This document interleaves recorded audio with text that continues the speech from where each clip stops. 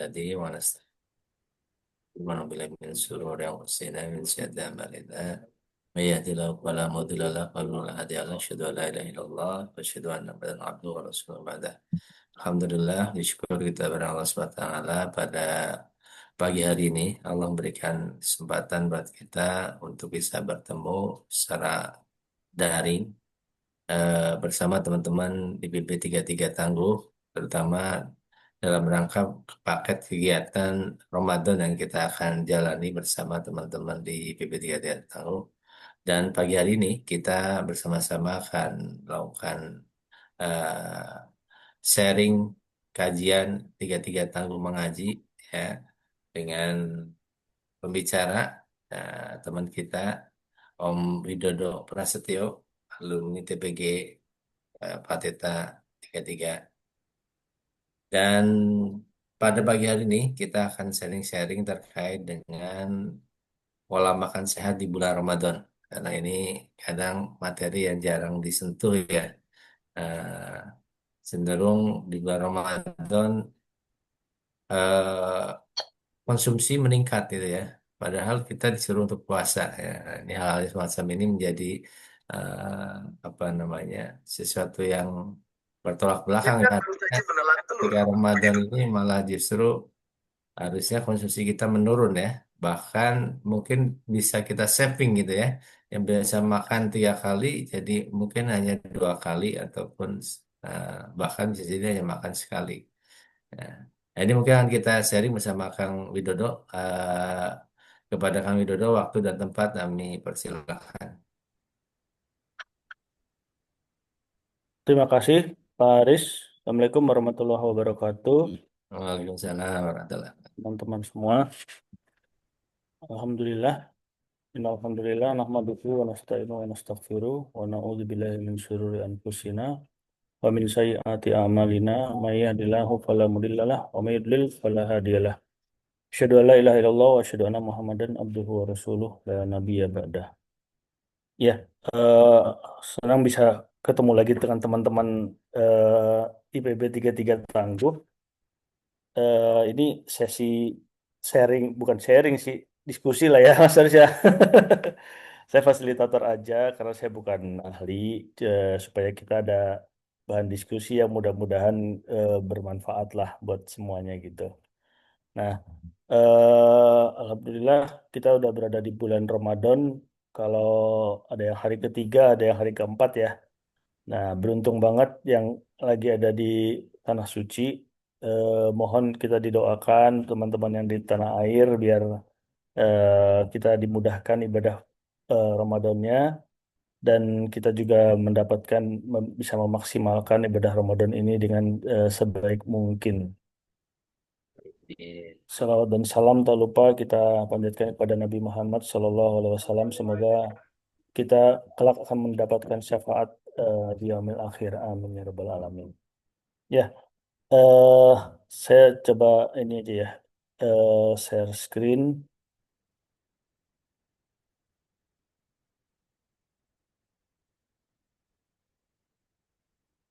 Udah kelihatan belum? Kelihatannya YouTube. Oh, bukan. Malah YouTube ya. Ini? Udah Ya, aku. ya, ya.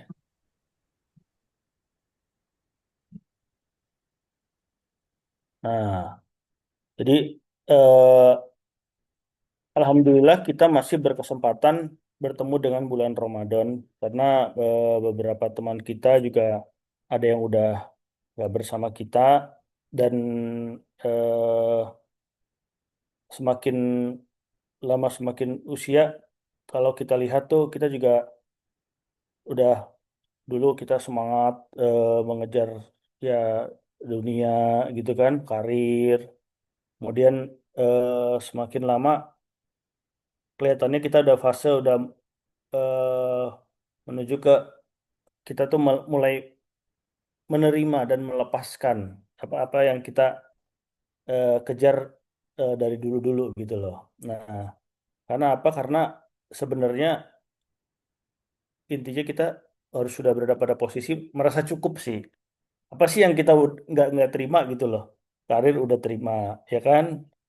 semua rezeki kita udah dijamin dan hampir semua kenikmatan eh, dunia sudah kita dapatkan, ya kan? Jadi kalau kita masih gak nerima juga, akhirnya malah akan jadi backfire ke kita. Poinnya sih itu. Dan jadi makanya momen Ramadan ini sebenarnya momen yang lebih ke kontemplasi, perenungan, dan kalau ibarat mobil tuh kilometer kita kan udah jauh ya, udah mendekati 50 tahun, ya kita nggak terasa emang kita udah sekarang menjadi generasi orang tua bagi anak-anak kita gitu loh. Dan satu persatu teman kita juga udah mulai menikahkan anaknya. Artinya pelan-pelan kita mulai melepaskan dan menjaga kualitas hidup. Poinnya sih seperti itu yang saya ini, sehingga dengan eh, lebih ke peaceful in mind, peaceful di dalam hati, banyak bersyukur,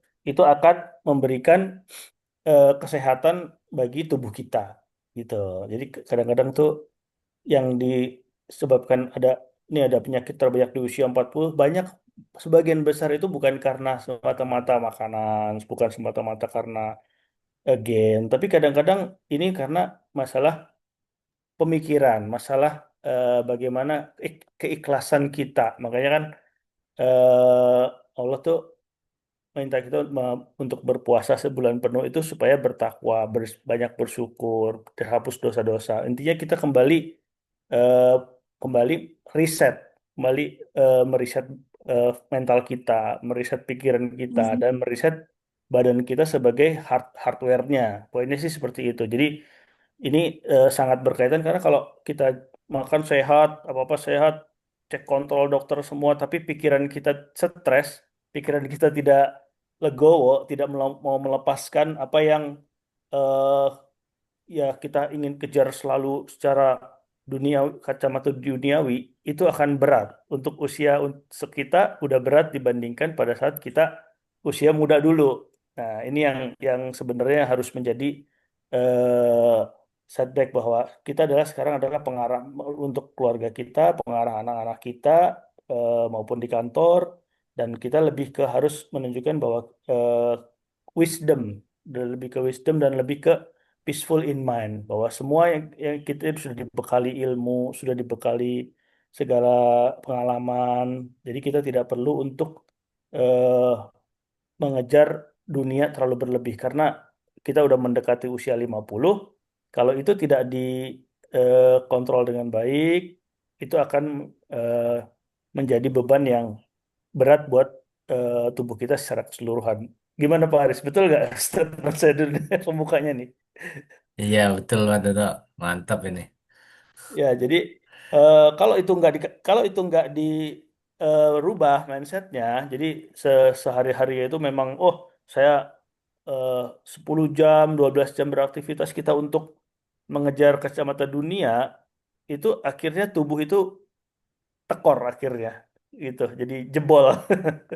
Nah, sebelum kita jebol, kita pengen kan kita semua tuh sehat, fun, dan happy di usia menua dengan anak-anak kita gitu ya. Dan nggak mengalami masalah-masalah yang kesehatan yang top 5 terbanyaknya ini seperti ini nih. Nah, ada hipertensi, pembuluh darahnya udah mulai pada getas gitu kan. Kemudian diabetes, pasti banyak saya sendiri hipertensi dan kolesterol gitu. Jadi maksudnya itu udah baik karena genetik, karena makanan, karena pikiran. Setiap orang punya resiko jantung koroner dan stroke gitu kan. Dan ada yang juga udah mulai ngilu-ngilu dengkulnya gitu kan. Dan ada juga yang mengalami masalah saluran kemih, mungkin ada gangguan urin, ginjal gitu kan. Dan yang jadi problem adalah semua ini menciptakan efek domino. Nah, kalau kita udah hipertensi, lama-lama ginjal kita kena, lama-lama jantung kita kena. Kalau kita udah diabetes, lama-lama eh, pembuluh darah kita rusak, ya kan? Jadi eh, sebaliknya kalau kita bisa perbaiki satu poin, perbaikan kecil aja, perbaikan kecil yang kita bisa eh, menyegarkan tubuh kita, itu akan berbalik. Nah, misalnya kalau kayak gulanya direm aja, nah beban beban dari insulinnya juga nggak berat.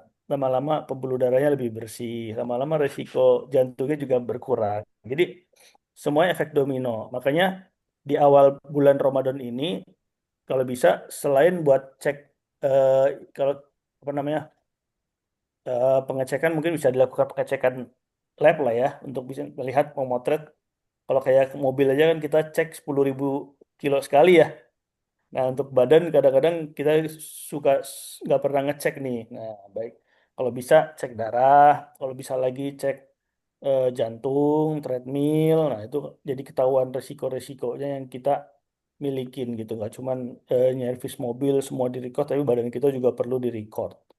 Nah, jadi emang ini cuman cuman badan fisik, tapi ini adalah titipan dari Allah yang harus kita jaga. Intinya sih seperti itu. Cuman kalau udah pikirannya tenang, kita banyak me- khusyuk beribadah selama bulan Ramadan dan nutrisinya juga kita jaga. Nah, itu maka akan tercapai tujuan di momentum Ramadan ini. Jadi kalau kita Allah tuh kan objektifnya untuk takwa ya. Tapi mudah-mudahan kita juga ini momentum udah sekian lama kita mengeksploitasi badan kita, benar kan ya? Selama 11 bulan, nah Allah udah ngasih waktu untuk riset nih. Riset selama 1 bulan. Riset spiritual yang paling pertama sih tadi. Karena kalau spiritual yang nggak peaceful, sama aja badan juga nggak akan bagus frekuensinya. Kan ada istilah gelombang alfa, beta, theta kan ya. Kalau kalau katanya tuh kalau yang sehat tuh kalau pikiran kita tuh sampai ke gelombang theta tuh. Jadi gelombang theta tuh sampai yang kayak mau tidur, nah udah tenang banget gitu tuh, nah sehat. Jadi menenangkan pikiran, ritmenya sejalan dengan alam. Itu kan yang kita diajarin suruh ngaji, zikir, dengan berzikir hati menjadi tenang gitu kan, memperkuat hubungan dengan Allah dengan ibadah di bulan Ramadan. Dan baru kemudian kalau ini udah spiritualnya kita udah jalanin, baru yang terkait dengan fisik ini akan punya dampak. Nah, jadi terbalik nih, bukan bukan cuman kita makan-makan doang sehat kayak orang barat, tapi dari soulnya itu juga harus sehat. Gimana? Ada tambahan mungkin Kang Sandi, ini sifatnya diskusi aja ya. Ada masukan mungkin, komen. Iya, Nah, betul. Lanjut. lanjut aja ya. Nah, jadi kalau kita udah secara pikiran sudah mengikhlaskan semua yang kita milikin, udah kita bersyukurin, kita yang kita punya, apapun yang sekarang ada, kita ikhlaskan, maka semua akan terasa berlimpah. Nah, baru dari situ kita akan mulai proses detoksifikasi yang sifatnya fisik. Ya, jadi yang pertama kan Allah tuh minta kita ibadah untuk detox secara mental kan. Nah, baru nih detox fisik yang kita mulai memanfaatkan momen Ramadan. Karena kan kadang-kadang ini kan kita kesempatan untuk cheating makanan tuh banyak kalau hari biasa ya. Makan siang, kopi, snacking. Nah, dengan Ramadan itu sebenarnya waktu makan itu terbatas nih. Kita puasa 14 jam tapi makannya waktu sebenarnya cuma dikit, ginjal kita apa lambung kita juga cuma dikit, sebentar makan setengah jam, 15 menit juga udah kenyang. Nah, jadi di momen itu kesempatan kita untuk mendetok. Kenapa mendetok? Karena kita nggak kayak mobil. Kalau kayak mobil kan misalnya kompresornya rusak tinggal ganti kan. Nah, ya kan, saringannya rusak tinggal ganti, olinya tinggal ganti. Kalau kita kan nggak bisa. Nah, tapi makanya kita harus ganti dengan detoksifikasi dan menyegarkan badan kita dengan nutrisi gitu kan. Nah, dengan detox ini kita akan bisa meringankan badan jadi lebih ringan, metabolismenya meningkat, berat badannya turun, kemudian kita juga akan menjadi lebih sehat, lebih fokus, lebih daya tahan tubuh juga meningkat dan lebih smart juga gitu loh. Jadi kualitas hidup kita akhirnya benar-benar meningkat. Tambah usia bukan berarti tambah penyakit, tapi harusnya eh, makin tua makin sehat. Nah, itu sebenarnya prinsip yang bisa di bisa di harus dibalik. Jangan sampai kayak kita oh makin tua saya makin lemas, makin sakit. Nah, enggak juga. Karena makin tua sebenarnya kita bisa makin sehat dengan makin wisdomnya makin bagus, itu badan kita akan jadi lebih enak, lagi enteng. Nah, perannya itu di Ramadan kesempatan tadi dengan dengan jeda makan yang terbatas pas buka dan sahur, kesempatan kita untuk membentuk kebiasaan makan lebih mudah. Kalau hari biasa kan kita makan kapan aja kan. Nah, tinggal tinggal kita ngatur pas menu sahur, menu berbuka, supaya kualitas nutrisi kita juga bisa meningkat gitu kan. Nah, nah, kemudian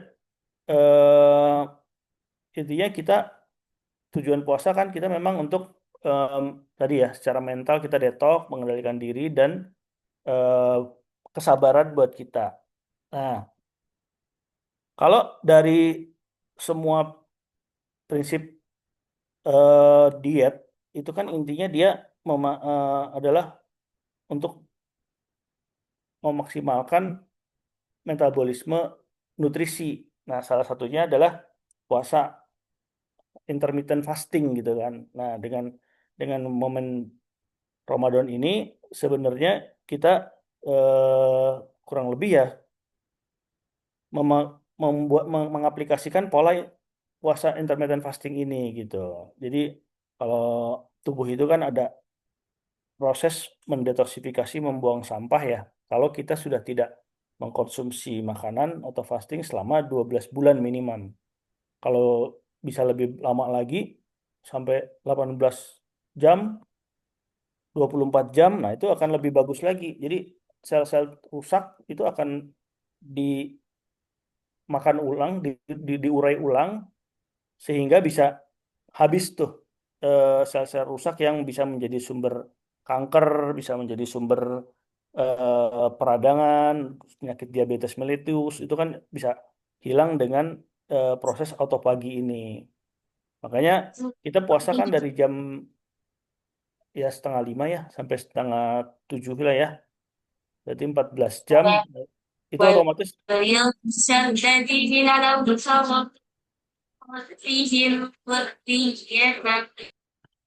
ya nggak apa-apa suara ya.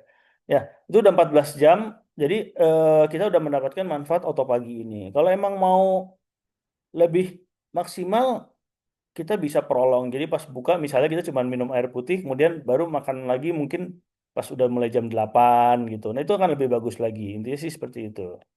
Dengan puasa ini kan kita semua cadangan glukosa yang ada di hati sebagai glikogen itu maupun cadangan-cadangan lemak di liver, lemak-lemak tubuh itu akan dihabisin tuh, akan diolah menjadi energi karena tubuh kekurangan asupan energi intinya kan. Nah, itu kalau memang kita makannya juga berlebih ya udah berarti momen ini hilang aja. Jadi nggak ada kesempatan lagi untuk 11 bulan ke depan untuk kita membuang sampah-sampah yang bisa dibuang dengan proses puasa ini. Jadi memang di balik kita sekedar menahan lapar, poinnya adalah merasa cukup. Kan kalau Nabi juga bilang kalau makan tuh jangan sampai kenyang kan. Nah, jadi dengan kita merasa cukup, kita justru membiarkan badan kita membakar semua sampah-sampah yang ada dan membuat badan lebih ringan dan lebih optimal. Ini sambil kalau ada mau diskusi langsung aja ya kita sifatnya ngobrol ya. Siap-siap, terus aman. Nah, nah ini otopagi. Otopagi itu kan jadi kalau tubuh itu didiamkan selama 12 jam tanpa kalori, dia akan mulai membakar sel-sel rusak yang ada dalam tubuh. Jadi kayak petugas kebersihannya mulai bekerja tuh. Nah, kesempatan ini yang jarang ada di hari biasa. Karena begitu banyak makanan, snack, kopi, dan yang lain-lain minuman yang bisa kita jajan kapan aja gitu ya. Pagi udah makan siang, sorean dikit nyenek gitu kan. Nah, eh, poinnya adalah selama foto pagi ini itu dia membersihkan, tapi jangan lagi dimasukkan dengan yang eh, memberatkan badan. Nah, nanti sih seperti itu, tapi justru masukkan dengan nutrisi yang memang membantu untuk aktivitas tubuh maupun membantu membersihkan itu sendiri. Jadi udah tubuh udah membersihkan secara otomatis, jangan disampahin lagi gitu kan. Intinya justru kita bantu untuk membersihkan. Nah, yang membersihkan itu ada memang produk-produk alami lah ya, raw food lah ya, lebih ke buah dan sayur-sayuran, kemudian rempah-rempah dan lemak-lemak sehat tuh. Lemak-lemak sehat, kacang-kacang itu bisa berasal dari kacang-kacangan seperti almond maupun dari minyak-minyak sehat seperti zaitun, seperti minyak alpukat gitu ya. Nah, diharapkan dengan memperbaiki tubuh dengan autopagi ini, maka badan akan merasa segar juga dan ujung-ujungnya secara mental juga merasa lebih fokus dan lebih nyaman, merasa lebih tenang. Kadang-kadang gangguan mental itu kan sebagian memang karena faktor kesehatan juga sehingga membuat kita tuh merasa tidak tidak tenang. Nah, ini manfaatnya. Jadi kalau memang bisa dimaksimalkan, bahkan ada juga yang kalau mau ekstrim eh, dia cuman makan one meal a day. Jadi pas buka doang atau pas sahur doang, itu autopoginya akan lebih maksimal lagi. Nah, cuman kan ya kita takar-takar dengan kondisi kita ya, apalagi kalau yang memang udah punya apa namanya keluhan penyakit tertentu, ya jangan lah. Tapi kalau memang eh, mau dicoba dengan konsep one meal a day, nah, ini autophagia bisa maksimal banget dan badan akan lebih bersih dari sel-sel yang udah rusak. Nah, jadi poinnya adalah memaksimalkan autophagy dengan prolong fasting. Yang kedua, dengan kita membantu fasilitasi tubuh dengan eh, proses pembersihannya, terutama pas lagi tidur. Nah, jadi kalau misalnya nanti kita bahas pas lagi menunya lah ya. Jadi intinya tidur itu badan juga detoksifikasi. Siangnya autofagi detoksifikasi. Nah, kalau siang kita eh, bekerja karena tubuh otomatis membersihkan. Nah, kalau pada saat tidur kita bantu tubuh dengan nutrisi-nutrisi yang bisa membantu tubuh mendetok. Misalnya lebih ke rempah-rempah gitu kan. Nah, itu akan membuat tubuh tuh pembersihannya lebih maksimal. Sehingga pas pagi-pagi racun-racunnya lebih optimal hilang gitu kan. Kan kalau detok aja sekarang obatnya mahal ya. Suplemen detok gitu kan 300.000, 400.000. Nah, ini selama sebulan kita dikasih pembersih alami dari Allah untuk bisa bersihin badan kita. Tinggal kita bantuin untuk kasih nutrisinya aja. Nah, ini dia. Jadi kalau kalau lihat komen-komen di TikTok gitu ya, sekarang udah itu tuh, udah lucu-lucu juga tuh. Wah, banyak anak-anak Gen Z udah mulai sadar tuh, kopi susu gula aren itu sebenarnya surat undangan untuk cuci darah. Karena anak-anak Gen Z maupun anak-anak 30-an udah banyak yang cuci darah gitu. Tiap hari ngantuk hilang tapi nomor poin buat cuci darah. Ini eh, kalau dari sisi tren pola hidup seperti ini sepertinya mengerikan ya, karena fasilitas cuci darah juga terbatas, gitu kan? Tapi generasi adik-adik kita, anak-anak kita ada yang udah kena gitu loh. Nah, makanya bukan buat kita doang yang udah di atas 45, mungkin anak kita juga mulai dibiasain supaya manfaat di bulan puasa ini bisa kita maksimalkan. Yang pertama minimal adalah kita bisa nurunin berat badan. Nah, 3 sampai 8%. Ya dapat dapat 2 3 kilo aja lumayan lah. Bisa nurunin berat badannya. Ini kesempatan tanpa program, tanpa apapun udah dapat bonus turunan berat badan. Nah, manajemen gula darah, metabolisme lebih meningkat dengan peningkatan sensitivitas insulin. Ini untuk yang apalagi yang untuk punya masalah diabetes maupun dengan masalah wanita dan PCOS ya. Nah, ini kemudian kolesterol. Nah, ini saya nih, ini saya lawannya adalah kolesterol. Nah, kesempatan saya untuk bisa membuang kolesterol jahat dan meningkatkan kolesterol baik. Nah, tensi otomatis ketika ini kolesterol dijaga, saya akan tensinya akan terkontrol juga. Sehingga resiko hipertensi juga turun. Nah, kemudian peradangan. Nah, ini sebenarnya sehari-hari dialami oleh kita adalah peradangan. Karena kita dari pikiran, udah stres, makanannya, lingkungannya juga polusi. Mungkin itu yang akan menciptakan peradangan. Jadi Allah menciptakan eh, diintervensi supaya riset secara spiritual. Nah, kita juga eh, maksimalkan dengan riset secara eh, kesehatan untuk badan kita setelah berpuasa kita lebih sehat lagi dan lebih optimal lagi untuk beribadah dan bekerja. Sampai sini ada yang mau ngobrol-ngobrol? Atau lanjut dulu? Lanjut dulu aja kali ya. Nah, gitu. Oke, lanjut dulu. Nah, ini sahur. Tadi baru sahur ya. Jadi, sahur itu intinya adalah memperpanjang kenyang. Kalau makanan-makanan yang gula, bahkan makanan yang eh, tepung-tepungan, yang enak-enak tapi kurang berkualitas, itu akan cepat kenyang tapi cepat lapar. Nah, dengan strategi ini, kita bisa kenyangnya lebih lama. Makanya beberapa yang disarankan yang pertama adalah karbohidrat kompleks karena dia tidak mudah dicerna kayak nasi putih gitu ya atau kayak roti roti gitu kan. Tapi kayak rebus-rebusan, singkong, kemudian kacang-kacangan gitu kan, itu bisa diolahnya lambat, seratnya lebih banyak sehingga sampai sore kita nggak begitu terasa lapar. Terus oat, roti-roti gandum itu lebih lebih cocok tuh. Akibatnya kita bisa punya energi lebih lama. Kemudian protein. Nah, protein tuh intinya protein yang lemaknya rendah, high protein seperti dada ayam, daging tanpa lemak, putih telur gitu kan. Itu yang kita stok up pas lagi puasa, pas lagi sahur. Nah, kemudian untuk mendukung ini kita serat-serat dari sayur dan buah-buahan sehingga bisa lebih membersihkan dan memberikan antioksidan yang cukup untuk badan. Nah, yang harus dihindarin adalah makanan tinggi garam, gula, dan eh, minyak-minyak atau lemak jenuh. Nah, itu maupun pedas-pedas dan kafein. Karena kafein itu memang membuat jadi menyerap air ya.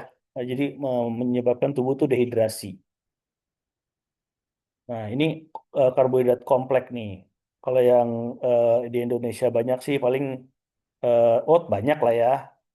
Nasi merah banyak, ubi banyak lah. Kentang, kacang merah ini bagus banget. Nah, ini roti roti gandum biasanya kita jarang yang mau karena kurang enak nih. Tapi sebenarnya kalau lebih bagus kita makan roti gandum.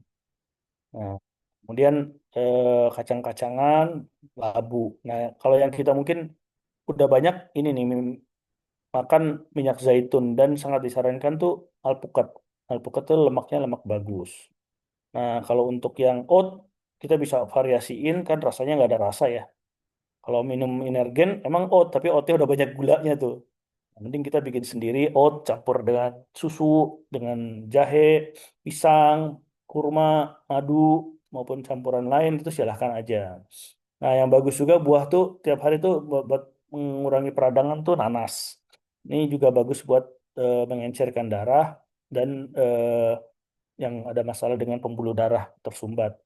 Ini juga buah bit juga bagus buat yang punya masalah penyumbatan dan saluran darah, saluran pembuluh darah. Dan ini tomat, tomat yang direbus, tomat yang dipanasin, dicampur dengan protein-protein tadi dan bawang-bawangan. Nah, itu bisa sangat membantu untuk eh, pada saat sahur tubuh tuh energinya tahan lama dan antioksidannya juga membantu badan untuk merepair pada saat siang hari gitu.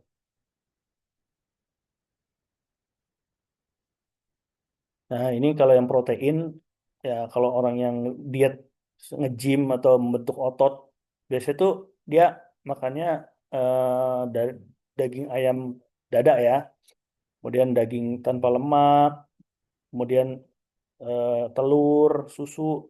Kalau yang kacang-kacangan dari nabati. Nah, dari pas sahur ada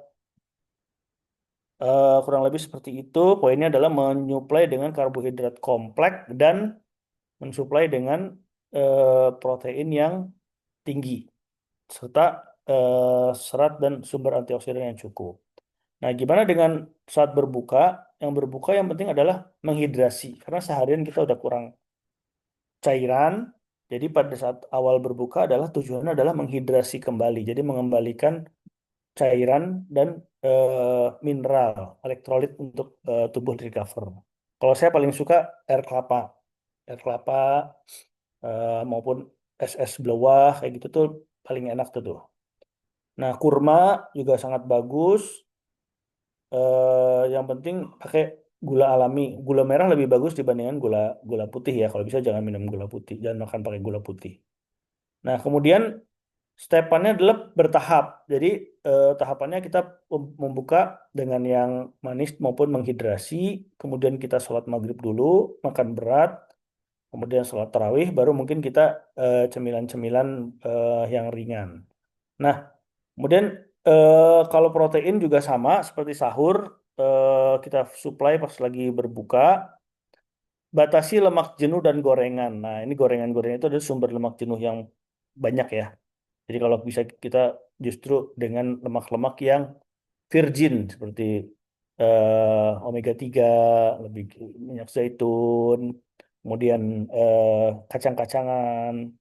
Nah, di sini pas lagi setelah berbuka, cemilan-cemilannya kalau bisa juga cemilannya yang membantu usus untuk probiotiknya.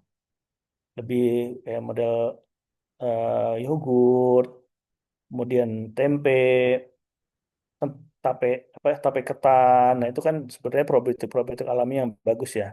Maupun asinan. Nah, kalau di Bogor kan asinan tuh bagus banget tuh dan buat buat buka juga oke lah. Nah, ini dengan menu seperti tadi akan mengoptimalkan autopagi, kemudian kesehatan ususnya juga secara mikroflora terjaga sehingga kita bisa proses perbaikan tubuhnya berasal dari pencernaan yang sehat. Jadi badan kita sebenarnya asalnya dari pencernaan. Kalau pencernaannya sehat, badan kita akan sehat. Kalau pencernaannya nggak sehat, setubuh juga akan cenderung nggak sehat sih. Makanya kita supply dengan protein, dengan menghidrasi, dan dengan probiotik maupun prebiotik. Nah, probiotiknya ini bisa dikonsumsi dicampur dengan minuman pada saat berbuka. Tempe, yogurt gitu kan. Nah, prebiotik dengan kita banyakin buah dan sayur itu akan menjadi prebiotik yang bagus untuk si probiotik ini bertumbuh di saluran usus kita. Kalau sekarang mah yogurt udah banyak enak-enak lah ya. Jadi lebih menyenangkan lah. Nah, ini kan untuk buka banyak kok makanan-makanan enak yang bisa dikonsumsi buka, nggak hanya gorengan, pizza atau yang enak-enak tapi sebenarnya lemak jenuh, tapi banyak juga makanan-makanan yang sifatnya tradisional maupun alami yang sebenarnya kayak menyehatkan dan juga jauh dari lemak-lemak jenuh seperti gorengan ya kayak dimsum kan lebih sehat lah ya dibanding gorengan-gorengan, air kelapa, es blewah, cincau, buah-buahan segar, asinan Bogor. Nah, kalau yang makanan sebaiknya berbanyak yang rempah-rempahan. Kalau saya sih paling suka kalau tom yum gitu ya. Nah, asam padeh, soto-soto apa namanya? Soto Lamongan. Nah, penutupnya kalau mau untuk malam menjelang tidur, nah ini yang buat mendukung tidur. Makan makanan buah, jus-jus buah, salad, yogurt, bikin-bikin smoothies. Intinya dari semua ini adalah kita merasa cukup. Merasa cukup, akhirnya kita akan stop makan sebelum kenyang. Wah, kalau gitu nggak cukup dong. Kalau nanti nanti cepat lapar. Kalau komposisinya kayak tadi, banyak karbohidrat kompleks, ada seratnya cukup, proteinnya tinggi, itu akan insya Allah kenyangnya lebih lama. Jadi makan sebenarnya ketika kita bulan biasa, lambung kita sudah terpaksa expand kapasitasnya. Tapi ketika bulan puasa ini kerasa nih, baru makan dikit aja kok udah kenyang. Nah, karena lambung tuh udah ngeriset ulang nih, saya udah mulai istirahat, saya bisa bekerja sesuai dengan batas normal, makanya berasa cukup makan sedikit aja udah kenyang. Nah, makanya akan lebih sehat lagi kalau kita bantu lagi si lambung stop makan sebelum kenyang. Jadi emang Islam tuh sempurna banget. Makan sebelum kenyang itu ternyata memang bantu badan itu nggak bekerja, lambung nggak bekerja secara berlebihan, lebih sehat bekerjanya, dan otomatis kayak contoh saya sebelum puasa itu pasti minum obat mah karena produksi asam lambungnya agak tinggi. Tapi udah puasa kayak gini nggak butuh obat mah, nggak pernah ada masalah lambung. Nah, itu kan jadi emang masya Allah banget ya dengan perasa langsung bahwa khasiatnya puasa itu dari mulai repair dan menormalisasi kerja lambung. Nah, sekarang yang kalau yang lain kan nggak begitu terasa kan, kalau pembuluh darah tersumbat nggak terasa, kalau lambung kan paling berasa gitu kan.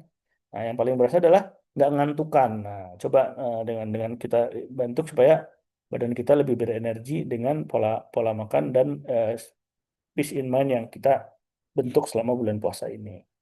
Nah, yang kunci dari pada saat berbuka adalah dan berpuasa adalah hidrasi. Jadi hidrasi itu memang mensuplai air sebanyak 1,5 liter sampai 2 liter per hari. Yang utama adalah air putih sih, air putih. Kemudian hidrasi-hidrasi lain adalah buah-buah yang kandungan airnya tinggi maupun sayur lah ya, sayur mentimun yang memang kadar airnya juga tinggi dan nutrisi mineralnya juga tinggi. Nah, yang menghambat hidrasi adalah gula. Gula akan menyerap air sehingga mudah keluar.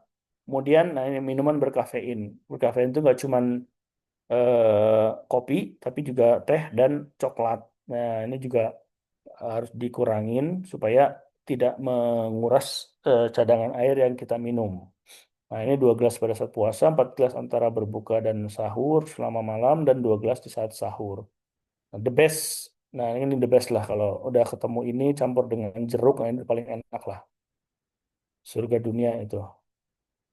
Nah, jadi itu yang sifatnya makanan sehari-hari. Selain itu, saya juga sarankan kita udah mulai menambah dengan suplemen. Nah, suplemen yang penting adalah yang basic adalah B-kompleks karena ini terkait dengan metabolisme energi.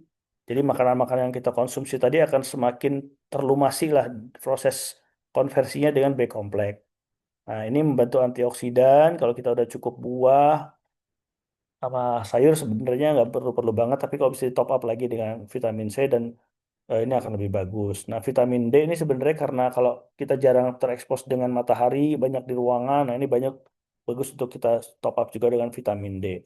Kalau mineral yang utama tuh magnesium, zinc, dan zat besi ini untuk mencegah kekurangan darah gitu ya. Nah, herbal pendukung saya sangat sarankan untuk minyak zaitun, habatus sauda, kemudian jahe dan kunyit juga bagus juga tuh, yang apa pegagan itu bagus juga buat antioksidan. Nah, kalau udah punya kendala lain seperti ada keluhan sakit tertentu, obat rutin tetap dikonsumsi. Jangan kalau udah sakit jangan cuman oh pakai herbal atau pakai hidup sehat, itu nggak cukup, harus obat dulu untuk menstabilkan secara cepat, baru yang herbal maupun eh, pola hidup ini untuk membantu supporting. Nah, kalau ada masalah dengan hormonal nih, habatus sauda bagus, maupun dengan bekam dan akupuntur. Nah, kalau untuk masalah yang pembuluh darah, suka tensinya tinggi, disarankan tuh vitamin K2B3, omega 3, minyak squalene, krill oil, pycnogenol, atau nih si apa namanya tuh eh, red pine oil, jadi yang berhubungan dengan pinus, pohon-pohon pinus nih. Nah, kalau gula, krompicolinat, kayu manis. Kalau yang tensinya tinggi, omega 3, minyak zaitun, dan eh, seleri. Seleri itu ini ya, apa? Ledri. Seledri, bawang putih, bawang-bawangan lah itulah ya. Nah, itu bagus banget kalau yang udah ada masalah dengan tensi. Jadi suplemennya ini penting untuk kita bantu supaya recovery secara ini lebih maksimal lagi. Nah, selain itu kita juga bisa dukung dengan olahraga. Jadi bukan berarti puasa berhenti olahraga ya. Kalau bisa ke kantor yang naik mobil umum itu juga udah kesempatan olahraga secara langsung. Kalau yang enggak, tetap disempatkan untuk jalan ya, kalau bisa minimal 1.000 langkah lah sepeda santai, kemudian ya senam-senam ringan. Nah, kalau udah puasa, sholat sunnahnya juga banyak tuh kan, olahraga juga tuh ya, sholat tarawih, sholat tahajud, ya kan. Nah, ini akan membantu tubuh bergerak, terutama menjaga massa otot. Poinnya itu sih. Jadi, terutama otot-otot di kaki yang harus diperkuat. Jadi, mungkin sebentar aja lah kayak model, model apa namanya, yang eh, sit up atau apa yang sebentar aja, nggak harus yang sampai nge-gym gitu. Intinya dengan bergerak, badan juga tetap terkondisi eh, supaya bisa berkeringat dan tidak tidak rentan. Jadi kan kalau jarang digerakin tuh badan juga metabolisme energinya juga tidak terlatih dengan baik. Nah, jadi 1 bulan kita udah tadi check up di awal, lakukan pendisiplinan di momen-momen buka dan sahur, olahraga, tambahin suplemen. Mudah-mudahan ke depan akan terjadi peningkatan kualitas pencernaan kita, peningkatan kualitas metabolisme kita. Berat badannya juga turun, terjadi detox, dan akhirnya badan kita lebih segar dan lebih berpikir dengan lebih tenang juga. Wah, ini sih itu tuh. Nah, baru kita akan, kalau udah dibiasain katanya kan ada rule 21 hari gitu kan. Nah, ini lebih dari 21 hari kalau kita udah biasain, biasanya akan terbentuk. Jadi kita udah nggak doyan lagi tuh dengan gorengan. Nah, ini kesempatannya di sini. Kita minimal yang simpel-simpel aja deh. Coba ngurangin gorengan, misalnya nambah makan buah, ya kan? Nambah olahraga, nah, nambah eh, tilawah. Nah, itu kan udah akan terbentuk untuk kedepannya jadi eh, keseharian yang berkelanjutan. Nah, nanti, hah? Kenapa? Lanjut tuh, bocor Oh, tadi ada yang bocor. oke, oke. Nah, kalau udah itu, baru kita jaga dengan atur jadwal pola makannya dari 2 kali jadi 3 kali. Yang penting tetap dibatasin bahan-bahan yang nggak bagus seperti lemak, gula, garam gitu kan. Sayurnya dan buah juga jadi konsumsi rutin, olahraganya rutin, dan kita udah lebih nerimo, lebih merasa cukup. Tidak, tidak itu yang biasanya tuh kalau badannya udah mulai kilometer panjang, tapi kita masih banyak ambisi, banyak yang terlalu dunia minded, itu tuh akan stres. Nah, makanya dari awal udah coba dilepaskan, coba dilepaskan. Kita sudah fase menikmati dan fase eh, menjalankan dengan kualitas hidup yang lebih baik. Kemudian pola sehat, pola-pola hidup sehat jangka panjangnya lebih ke pola konsumsi, bergerak gitu ya. Intinya perubahan kecil ini coba kita create. Kita mau targetin sebulan ini 1 kilo turun, 2 kilo turun, nambah nyetabilin misalnya HDL-nya, naikin HDL, LDL-nya diturunin berapa, itu ditargetkan sesuai dengan kondisi masing-masing. Ini akan menciptakan dengan peaceful mindset, semua kondisi yang apapun kita merasa feel good, itu semua ambien ini akan membuat hidup kita lebih ringan. Nah, baru secara harfiahnya, secara fisik kita lakukan check up 6 bulan sekali lah untuk memastikan kayak mobil itu tetap dapat dapat disetir dengan enak lah ya. Nah, badan kita juga kan kalau kita tidur pulas kan enak juga ya. Makan juga lebih enak jadinya kan. Apapun jadi berasa ini. Dan poinnya adalah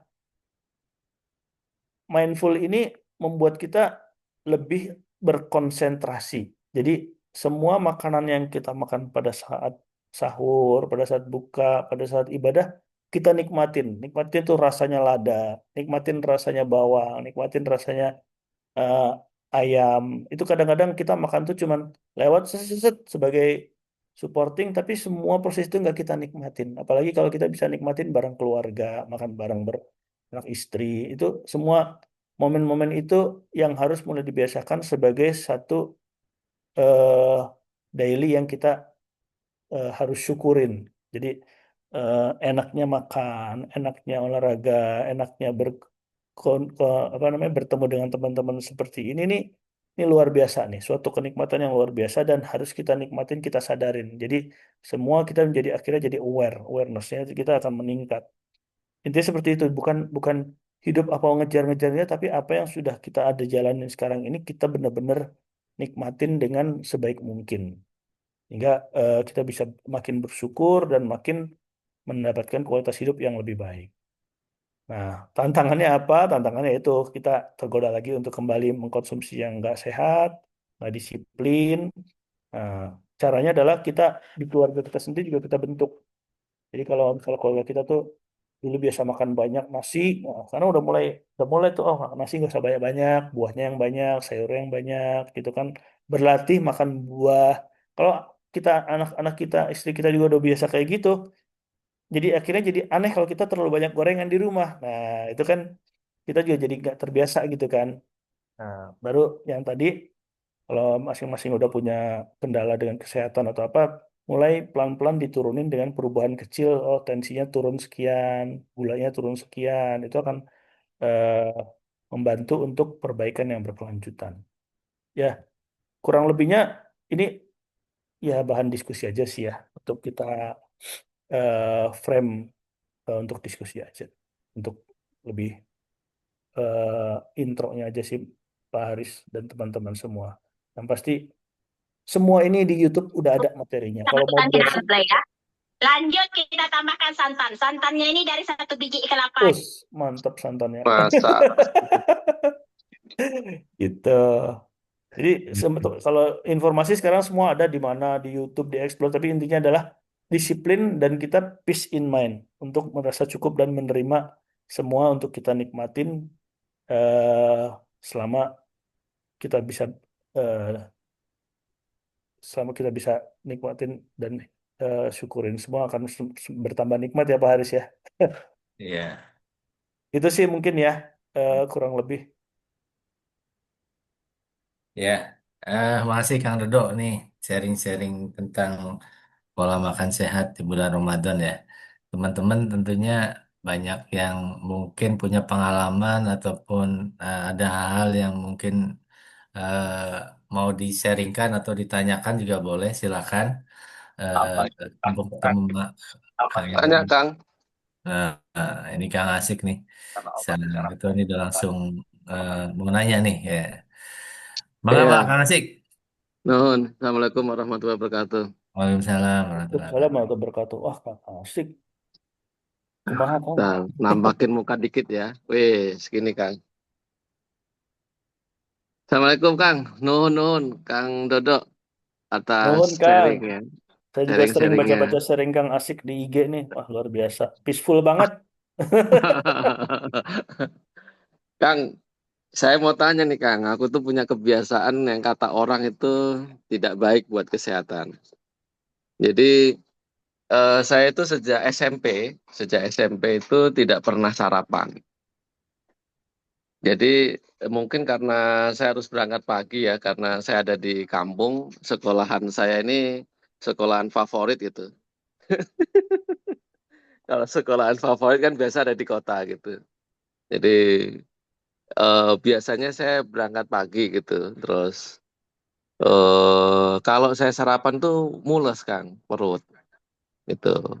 Jadi ini kebiasaan sampai SMA juga begitu, kuliah juga begitu gitu kan. Terus kemarin karena tahun 2000-an itu bareng kerja sama Prof. Hardinsyah, ahli gizi gitu kan. Saya nanya, wah nggak bisa, sarapan itu energi yang terbaik lah gitu, jadi harus sarapan gitu. Saya coba tetap nggak bisa, tetap mules itu. Oh ini enzimnya apa gitu, saya nggak paham pada saat itu gitu kan. Tapi tetap nggak bergeming gitu kan. Jadi intinya sampai sekarang saya nggak bisa sarapan. Tapi kalau sahur saya bisa. Kalau sahur saya biasa makan banyak. Jadi makan banyak saya itu malah justru di malam hari, Kang. Di hari-hari biasa juga malam hari gitu. Di acara Ramadan puasa juga buka itu makan besar saya gitu. Jadi termasuk sahur bisa gitu. Nah, saya nggak tahu tuh apa yang ini gitu kan. Terakhir saya tanya lagi sama lupa saya gitu kan. Ya 2 minggu yang lalu lah gitu kan. Gimana saya punya kebiasaan ini, udah lanjutin aja nggak usah sarapan kata dia.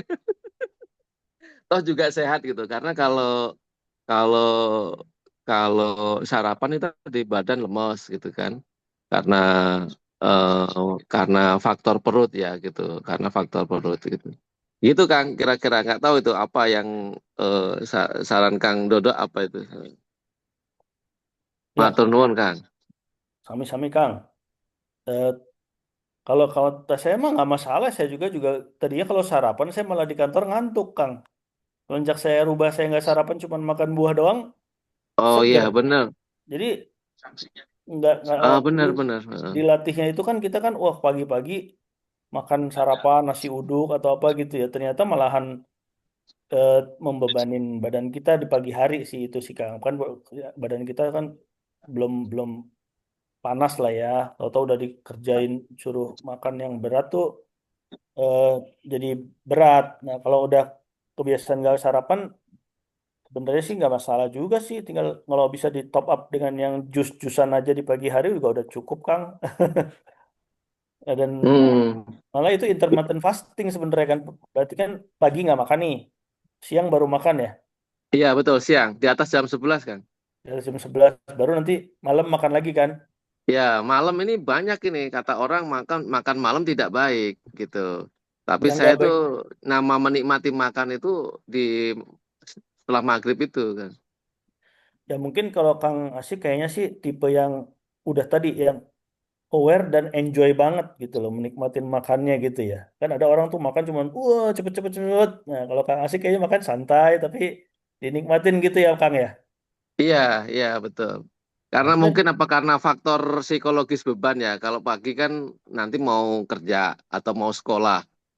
Siang juga sedikit. Malam kan kelihatannya udah fresh, apa pikiran udah tenang. Mungkin begitu kali ya terbawa di bawah alam sadar ya. iya dia siang lebih ke makan asal kewajiban kalau malam yang menikmatin gitu ya. Dan Iya, kata betul, betul. kata Kang Heeh. Roni tadi bener tuh intermittent fastingnya udah kebentuk. Jadi Hmm. malah malah bagus gitu kan. Jadi transisi ke bulan puasanya nggak terlalu jomplang lah ya. Iya, memang sebenarnya Kang, sebenarnya puasa itu ya saya memang seneng aja. Apa ya hari-hari nggak memang nggak udah nggak sarapan, makan siang sedikit gitu kan. Iya, Sebenarnya. ya godaannya itu sih kalau bulan bulan biasa tuh kan banyak momen snacking gitu kan. Kalau sekarang puasa kan enak nih bersih nih. Jadi Mm-mm. Mm-mm. kita bisa atur makanannya. Dan yang susah tuh menikmati makanan kayak Kang Asik tadi tuh. Dan yang penting tuh jedanya aja antara makan berat dan tidur, jangan langsung tidur gitu kan. Kadang-kadang jadi gula kalau terlalu cepat tidur gitu kan Kang ya.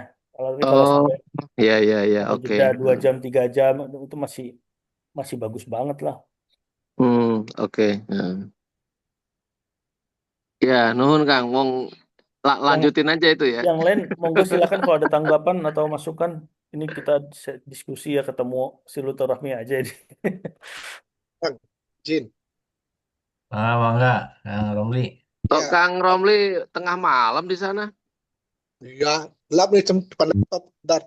Di mana emang Kang Romli? Enggak di sini Kang Aksik aja nih yang ini. Kalau kalau Kang Aksik itu udah jelas bener Kang, udah betul banget dia. Sejak kuliah sampai sekarang badannya seperti itu aja, tidak ada Sehat kan ya, sangsing ya. Oh iya iya iya iya. kalau udah ketemu saya tuh ketemu ya mungkin berapa puluh tahun yang kemarin sama sekarang udah beda banget gitu. Karena dia memang kayaknya tetap banget itu kebiasaannya.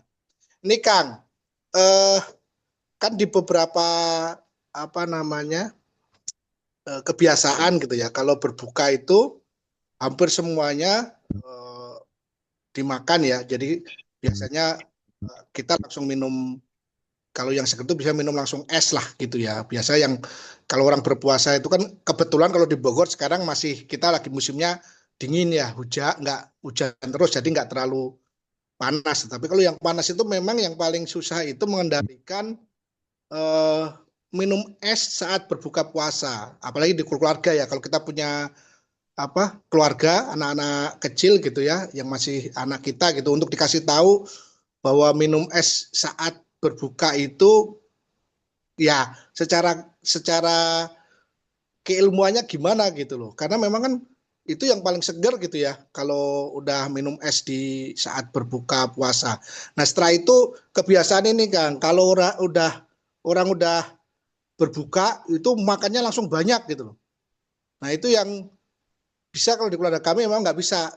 Biasanya kita makan itu udah jam 9, setengah 10 itu baru makan itu. Itu gimana Kang kalau dari sisi kebiasaan yang seperti itu? Ya, Kang Romli. Kalau ya nanti kalau ada yang kurang silahkan ditambahkan ya. Kalau es sendiri sebenarnya sih nggak ada masalah secara untuk dikonsumsi karena tujuannya adalah untuk menggantikan cairan. Tujuannya itu sih. Yang masalah adalah gula maupun santan-santan yang santan santan yang nggak sehat udah dipanasin maupun gorengan-gorengan gitu kan yang masalah itu yang dikonsumsi pada saat buka. Tapi esnya sendiri nggak masalah Kang, apalagi kalau esnya es kelapa tapi tanpa tanpa gula ya. Kalau es kelapa udah dikasih gula pasir gitu kan nggak jadi nggak sehat gitu Kang. Poinnya sih di situ sih. Jadi anak-anak apalagi kadang-kadang kalau pas lagi puasa tuh kan sirup ya. Nah ini yang jadi rasanya enak gitu kan. Itu sirup tuh kayaknya buat es buah. Es buahnya bagus. Campuran-campuran buah tuh kan sehat semua ya. Tapi pas udah mulai kena sirup, kena gula itu yang membuat jadi over supply gulanya kadang-kadang jadi anak-anak kita kalau nggak ada gula nggak suka gitu kan. Mungkin bisa di top up dengan kayak susu susu UHT jadi rasanya lebih enak tapi tanpa gula atau pakai madu itu lebih sehat sih untuk ini intinya sih untuk berbuka puasa yang menghidrasi es juga nggak masalah cuman gula pasirnya itu yang memang bermasalah gorengan maupun garam-garamnya. Nah terus terkait dengan makan itu tadi yang saya udah setelahnya kan ada 3 step sebaiknya ya. Pertama buat menghidrasi, mengganti cairan tubuh, kemudian jeda maghrib, baru makan berat. Kalau langsung digeber itu badan kaget juga kan, pencernaannya kaget, udah 14 jam istirahat, tiba-tiba dia disuruh kerja dadakan secara loadnya tinggi gitu kan. Nah, akhirnya jadi kagetan juga. Jadi transisinya nggak bagus. Bagusnya sih jus atau minum-minuman yang eh, elektrolit kayak air kelapa gitu, baru lanjut dengan yang makan agak berat, makan nasi, mau cemilan gitu setelah setelah sholat maghrib. Mungkin gitu ya, Kang Romli ya.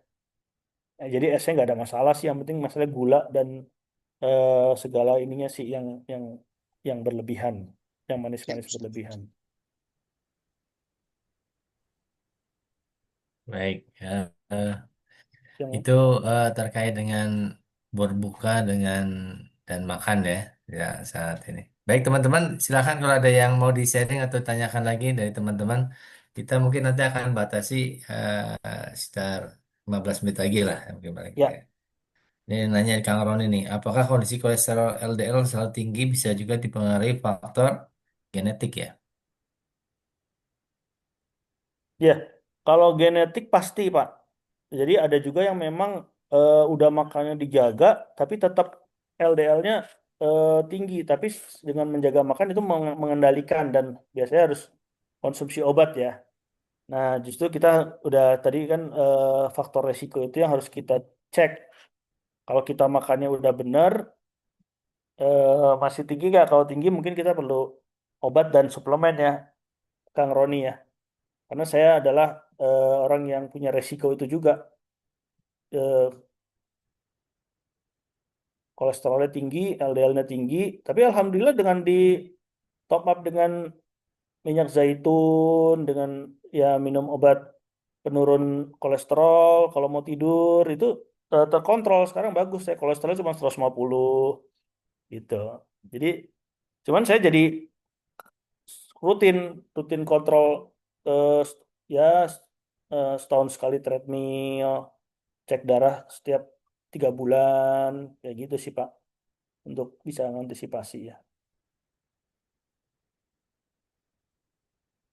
yang paling bahaya tuh sebenarnya kalau kolesterol itu adalah asap rokok. Nah, saya worries banget kalau di mana-mana di tempat kerja, tempat makan tuh banyak orang yang ngerokok, saya pasti langsung ngejauh biasanya.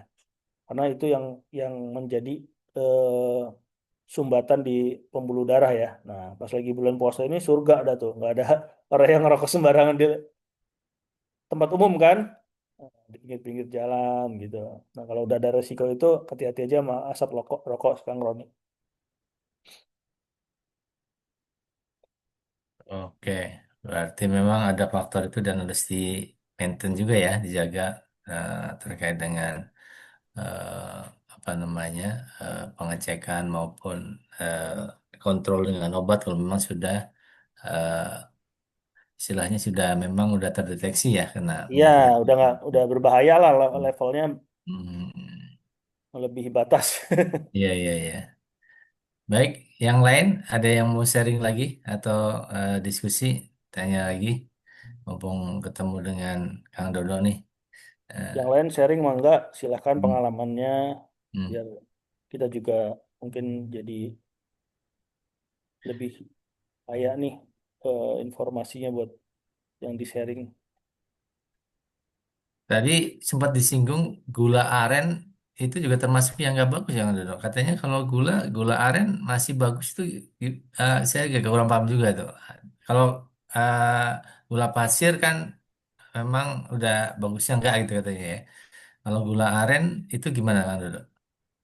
Ya, kalau yang bagus sebenarnya kan ada gula eh, merah gitu kan, gula aren itu masih lebih bagus. Gula tebu lebih bagus lagi dibandingkan yang udah diproses pemanasan jadi kayak gula pasir, Kang. Dan jadi masalah gula aren di situ judul, Kang. Jadi sebenarnya dia pakai juga susu kental manis lagi, nggak cuman gula aren gitu. Jadi kan yang penting kan kalau kopi itu enak kan, Kang. Untuk enak itu dia pakai gula aren, susu kental manis, gula-gula Oh, yang lain juga gitu. Nah, ini kan ini bahasa anak-anak Gen Z sekarang, oh lu ngumpulin poin buat bisa cuci darah lu kalau minum kopi-kopi hmm. begituan. Nah, gitu sih. Ya, ya, ya. Berarti kalau gula aren asli sih masih oke gitu ya. Masih Cuma kan oke-oke kalau aja dalam yang penting. kemasan kita nggak tahu itu Iya, murni apa gitu ya. betul. Iya. Oh, betul, betul, betul, betul. Karena kan kita pasti minumnya pakai yang sudah dalam kemasan ya. Iya, udah jadi kan. Hmm. Resa gimana Resa? Ada mau sharing Resa? Silakan Resa.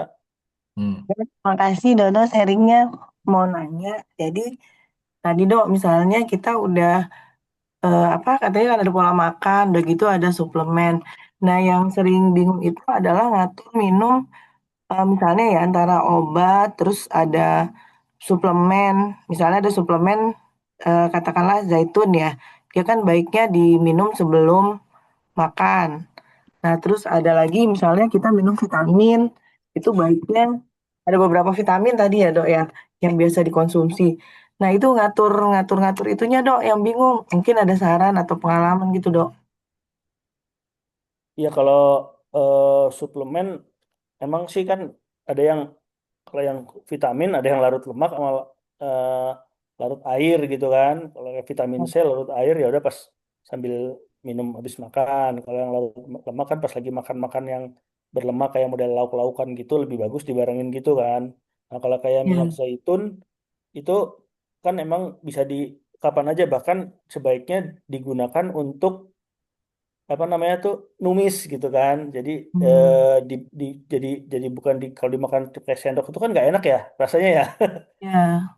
Tapi kalau di kapsul kan dikonsumsi dikit. Nah, kalau dia pakai kapsul-kapsul itu kan jadi sebenarnya kayak minum zaitun tapi dikit tuh sebenarnya bukan cara minum zaitun yang benar. Tapi kalau ditumisin mungkin jadi lebih nyatu lagi gitu kan. Oh, ya kan sayuran bikin kangkung tumis atau apa tapi tambahin zaitun.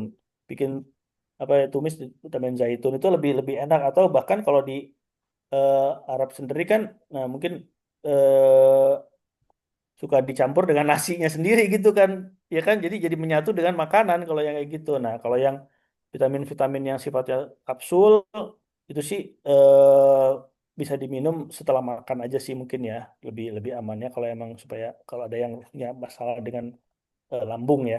Oh, iya. Tapi bagus loh vitamin-vitamin itu bagus karena makanan kita tuh kadang-kadang nggak cukup vitaminnya. Nah vitaminnya apa disesuaikan dengan kebutuhan yang tadi masing-masing.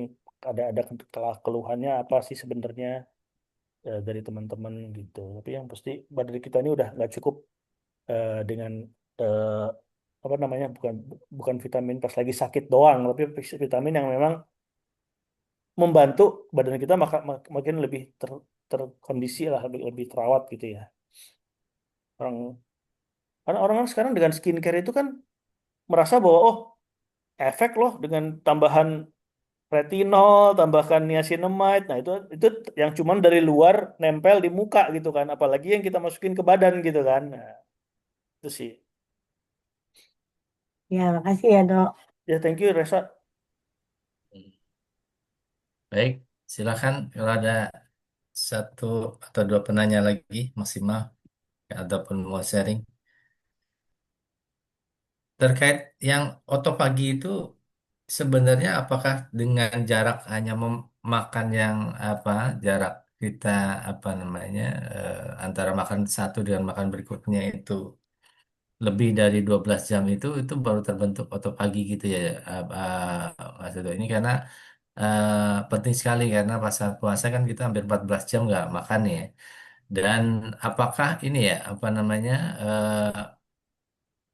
asupan pas saat antara makan dengan makan berikutnya ya sebenarnya nggak usah yang berat-berat itu atau gimana tuh biar bisa otopaginya bisa maksimal. Ini kan buat clearance badan kita nih Dok. Iya. Jadi kan kalau selama 12 jam itu asumsinya tuh kan semua makanan yang kita makan udah habis tercerna tuh, Kang. Ya kan? Hmm, Akhirnya kan udah nggak ada lagi yang bisa dicerna, akhirnya tubuh kekurangan tenaga kan. Nah, makanya dia ngambil sel-sel yang rusak di pembuluh darah, di yang nempel-nempel di lemak-lemak depositnya, kayak gitu-gitu kan. Kalau emang itu gula-gula otot, jadi otot juga kadang-kadang kalau itu jadi lemes kan. Jadi nggak padat lagi gitu loh, karena keambil dari otot-otot itu buat diolah jadi tenaga gitu loh. Nah, eh, jadi kalau emang bukan puasa kita harus mengkondisikan 12 jam baru dia kelaparan dan makan sel-sel rusak itu kan. Nah, dengan puasa ini kan kita bisa jadi udah otomatis termakan, tapi termakannya 2 jam gitu kan. Nah, kalau makanya tadi saya saranin kalau memang mau autophagy lebih maksimal, mungkin makannya nanti jam 9 malam tuh udah berapa tuh? Udah Tambah 3 jam lagi ya. udah 3 jam, udah 15 jam. Hmm. Atau makannya yang buah-buahan aja, nanti pas sahur makan berat, Kang. Oh, itu 24 jam tuh. Atau paginya maksimal pasti. Ya, nggak usah tiap hari ya. Mungkin bisa dicoba hari-hari tertentu. Saya cuman pas buka doang nih makan berat nih. Pas sahur saya cuman minum air putih doang. Nah, udah 24 jam. Itu akan lebih maksimal lagi. Lebih banyak yang terkuras tuh sel-sel ininya. Tapi jangan tiap hari kayak gitu. Karena dengan Allah ciptakan puasa kayak gini kan tiap hari 2 jam, tiap hari 2 jam sampai kali 30 hari itu udah banyak lah, udah bersih lah habis itu. Nah, cuman kan biasanya kita yang jadi masalah pas udah Lebaran, udah biskuit-biskuit, sirup-sirup semua hajar lagi. Terus apa opor-oporan gitu kan, santan-santan apa panas kayak gitu-gitu tuh yang akhirnya jadi berantakan lagi gitu. Nah, ini yang kuncinya sih sebenarnya sayang kalau nggak kita lanjutkan berikutnya. Karena enak banget kok badan badan kita kalau emang udah eh, dikondisikan seperti auto paginya jalan, makannya juga sehat, itu ada self recovery, self healing lah dari badan kita untuk mengembalikan lebih segar lagi gitu. Kan badan kita cuma satu nih, nggak ada spare partnya lagi. Hmm. Ya, ya, ya. Tapi kenapa nggak boleh 24 jam kayak gitu terus tuh kenapa Jok? Oh, ya Alasannya. kan kalau dia udah bersih badannya, terus Hmm. kalau emang udah kalau Kang Haris kan tabungannya banyak nih, Ya, akhirnya makanya nih. defisiensi kan nggak bagus juga. Kalau kayak kita kan saya Kang Asik kan terbatas. Nah, Nanti lihat-lihat kondisi kalau emang ternyata masih masih cadangannya banyak sebenarnya nggak masalah juga sih Kang. Siapa tahu malah jadi penurunan berat badan secara ini kan, tapi yang nggak boleh kan yang drastis kan, nah, pelan-pelan lah ya 3%, 5% sebulan gitu kan, asal ya, kuat ya. aja laparnya Kang. Hmm. Siap, siap, siap, siap. Baik, teman-teman, ada lagi yang ingin di-sharing atau didiskusikan? Kayaknya udah terpuaskan nih ya dengan apa namanya terkait dengan pola makan sehat ya di bulan Ramadan karena ini menjadi suatu hal yang sangat penting sebenarnya Allah ciptakan khusus satu bulan di bulan Ramadan ini selain dalam rangka untuk beribadah kepada Allah SWT, tapi jarang orang melihat dari sisi sebenarnya Allah memberikan kesempatan buat mengistirahatkan ataupun memperbaiki tubuh kita dalam perbaikan tubuh gitu ya. Karena tadi tubuh kita cuma satu gitu ya.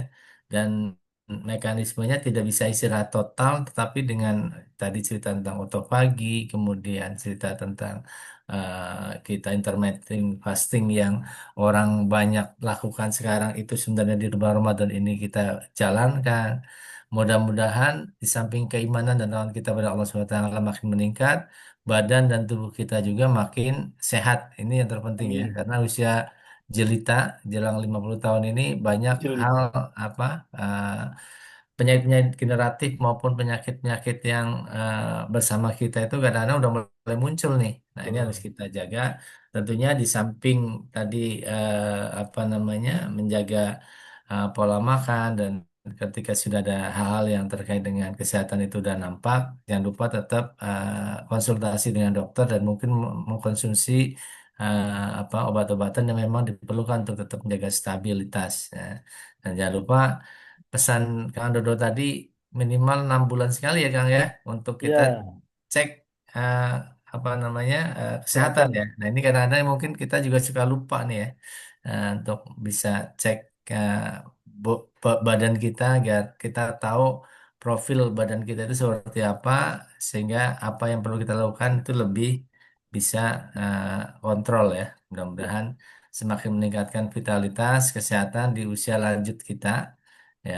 Jadi walaupun usia bertambah tapi makin sehat, tetap sehat terus Amin. mudah-mudahan dan juga iman dan takwaan kita juga semakin meningkat tentunya. Baik teman-teman, mudah-mudahan itu yang bisa di-sharing untuk pagi hari ini. Nanti kita akan ketemu lagi di edisi berikutnya. Eh, Terima kasih buat Kang Dodo nih, luar biasa sharingnya dan juga teman-teman yang hadir ini sudah cukup banyak. Tadi saya catat sampai 26. Mudah-mudahan ini juga sebagai sarana untuk silaturahim kita semakin pererat ukhuwah Islamiyah kita dan juga meningkatkan dalam rangka ibadah kita di bulan suci Ramadan. Amin. Eh, itu saya kira dari saya. Sekali lagi saya mohon maaf atas segala salah dan hilaf. Kita akhiri dengan sama-sama kita membaca istighfar, hamdalah dan doa majlis. Astagfirullahaladzim, alhamdulillahalamin. Subhanakallahumma wa bihamdika asyhadu an la ilaha illa anta astaghfiruka wa atubu ilaik. Wabillahi taufiq wal hidayah. Wassalamualaikum warahmatullahi wabarakatuh. Waalaikumsalam warahmatullahi wabarakatuh.